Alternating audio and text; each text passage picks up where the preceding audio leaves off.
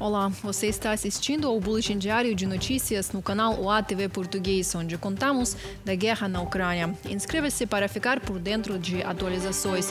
Hoje, 20 de outubro, abordaremos o seguinte. Trump recebe recusa de Zelensky. Presidente ucraniano rejeita ceder territórios. Nova onda de ataques a refinarias. Rússia perde capacidade crítica de refino. Berlim prepara a campanha de recrutamento e apoia a confiscação de ativos russos. Trump e Zelensky se encontraram. Durante a reunião com Zelensky e a delegação ucraniana, Trump, segundo duas fontes da agência Reuters, teria pedido ao Kiev que cedesse parte do território e discutido a possibilidade de garantias de segurança tanto para a Ucrânia quanto para a Rússia.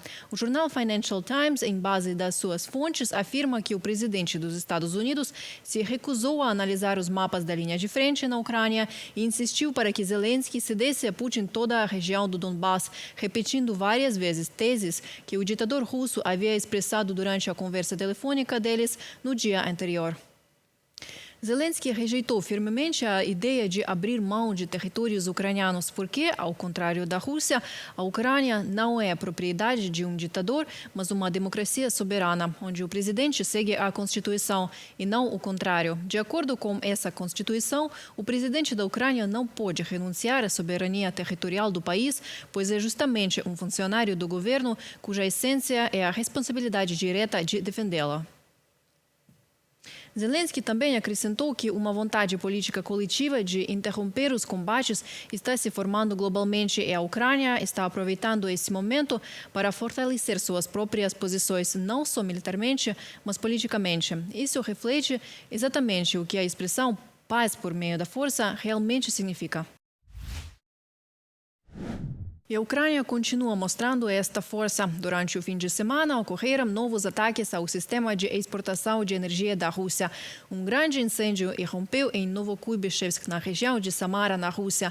Moradores locais relataram várias explosões poderosas e uma coluna de fumaça visível a quilômetros de distância. Canais de monitoramento afirmam que a refinaria de petróleo local pode ter sido atingida. No entanto, ainda não há confirmação oficial. A refinaria de petróleo de Novokuibishevsk é uma das maiores da região, com capacidade de 8,8 milhões de toneladas de petróleo por ano.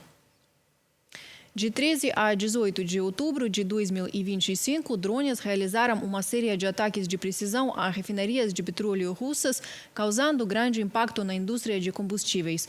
A refinaria de petróleo de Ryazan foi a mais afetada. Após o ataque, duas de suas unidades principais foram desligadas e a produção de derivados caiu quase pela metade. Segundo o The Moscow Times, 20 grandes refinarias já foram danificadas desde agosto e os volumes de refino de petróleo da Rússia atingiram um nível mais baixo desde o início de 2022. A Agência Internacional de Energia prevê que os efeitos dos ataques devam persistir até pelo menos meados de 2026. De acordo com a Reuters, as exportações russas de derivados de petróleo caíram 17% em setembro. As forças de defesa da Ucrânia realizaram ataques de precisão contra instalações militares russas e infraestrutura de energia e combustíveis na Crimeia, temporariamente ocupada. Na noite de 17 de outubro, um depósito de petróleo na vila de Gvardieyskoye foi atingido, provocando um incêndio e danificando um tanque REVS 2000. Além disso, o ataque atingiu um armazém de combustíveis e lubrificantes em Jankoy e uma estação de radar Nebo-U em Yevpatoria, segundo o Estado-Maior das Forças Armadas da Ucrânia. A falta de gasolina já foi registrada em pelo menos 20 regiões da Rússia. Isso é consequência da redução da capacidade das refinarias devido a ataques ucranianos com drones e mísseis. Em algumas regiões, como a Crimeia temporariamente ocupada, o Extremo Oriente e a região de Nizhny Novgorod, foram estabelecidos limites para a compra de combustível. Por exemplo, não mais de 30 litros por carro, segundo veículos de mídia russos. De acordo com o Serviço de Inteligência Externa da Ucrânia, os preços de atacado da gasolina atingiram níveis recordes, aumentando a pressão sobre os mercados regionais. As autoridades russas anunciaram a proibição da exportação de gasolina e diesel e estão se preparando para importar combustível da Belarus e da Ásia para compensar a escassez. A mídia estatal russa reconheceu abertamente que a crescente falta de gasolina começa a afetar a maioria dos motoristas em todo o país. Segundo uma pesquisa realizada pela plataforma online WebBankir, 74% dos russos notaram aumento nos preços dos combustíveis desde agosto deste ano, enquanto 90% acham que os preços continuarão subindo. Os dados foram citados em relatório do Instituto para Estudos da Guerra. A maioria dos entrevistados considerou o aumento dos preços significativo e alguns relataram encontrar postos de combustível vazios. Muitos motoristas passaram a adotar hábitos de condução mais econômicos e a usar gasolina mais barata e de menor qualidade. Os preços dos combustíveis na Rússia subiram cerca de 10% desde o início do ano, registrando o aumento mais acentuado dos últimos 15 anos. Ao mesmo tempo, o chefe da União Russa de Serviços Automotivos afirmou que alguns postos de combustível começaram a vender combustível de baixa qualidade. O fabricante de automóveis chinês Geely Motors atribuiu a produtos petrolíferos russos uma série de falhas em veículos, alegando que a gasolina russa contém mais subprodutos do que seus motores foram projetados para suportar. Segundo o Instituto para os Estudos da Guerra, a campanha ucraniana contra a infraestrutura energética da Rússia resultou em escassez e a volatilidade de preços, o que tende a impulsionar a inflação e gerar instabilidade macroeconômica mais ampla. O ministro da Defesa da Alemanha, Boris Pistorius, afirma que o país deve reintroduzir o serviço militar obrigatório para todos os jovens, uma medida que, segundo ele, enviaria um forte sinal de dissuasão à Rússia. Em entrevista, Pistorius declarou que a restauração do serviço obrigatório e a coleta de dados de todos os homens aptos seriam notadas em Moscou e funcionariam como um fator de dissuasão. Saiba mais na nossa reportagem. Em meados de 2027, a Alemanha estará pronta para organizar uma campanha nacional de recrutamento em grande escala, afirmou o ministro da Defesa, Boris Pistorius. O país não realiza o serviço militar obrigatório há 14 anos. Pistorius admitiu que a extinção dos escritórios locais de alistamento, ocorrida após a suspensão da mobilização, foi um erro grave. Segundo ele, esse sistema precisa ser restaurado. Se voltarmos a mobilizar todos os homens de determinada idade e a coletar dados de todos os aptos para o serviço militar, isso também será percebido na Rússia. Ou seja, isso também funciona como um fator de dissuasão. Estou confiante de que podemos alcançar isso. Todos no Bundestag sabem que isso diz respeito à segurança da Alemanha. Boris Pistorius, ministro federal da Defesa da Alemanha, em comentário ao Bild am Sonntag.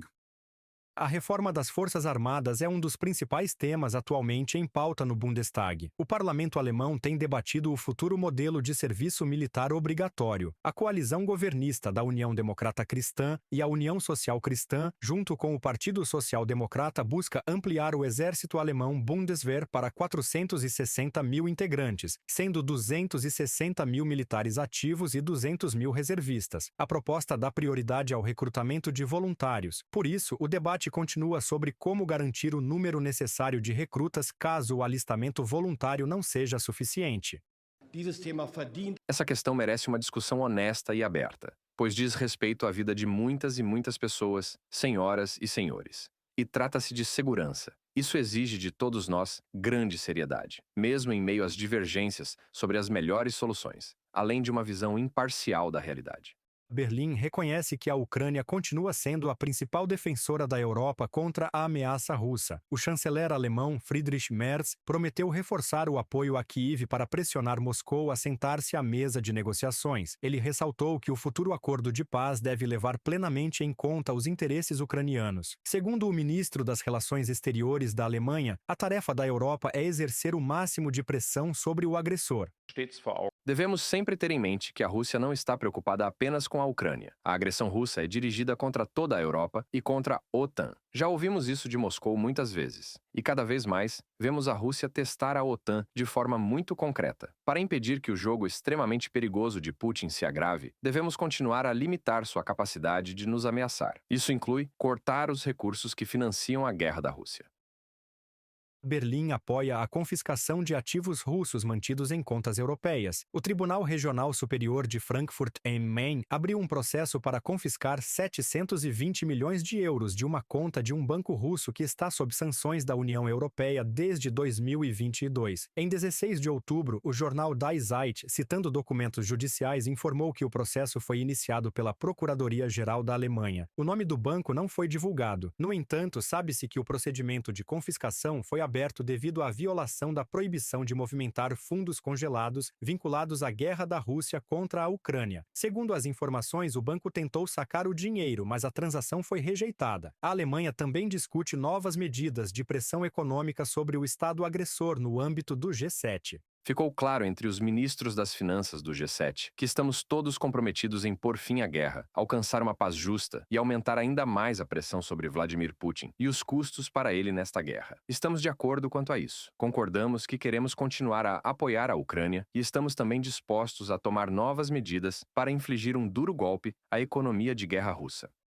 O ministro das Finanças da Alemanha confirmou que o Fundo Monetário Internacional planeja conceder um novo empréstimo à Ucrânia durante sua reunião de outono. Em 15 de outubro, a primeira-ministra ucraniana, Yulia Sviridenko, anunciou que realizou uma reunião com a diretora-geral do Fundo Monetário Internacional, Kristalina Georgieva, e sua primeira vice-diretora. As discussões se concentraram em um novo programa do Fundo Monetário Internacional para a Ucrânia, elaborado para apoiar a estabilidade econômica do país. Reportagem de Andriy Dmitrenko para UATV Notícias.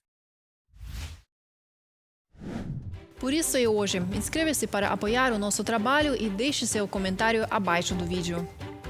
No nosso canal encontrará mais vídeos além das notícias sobre tecnologia ucraniana, a luta dos defensores ucranianos e muito mais. Até amanhã!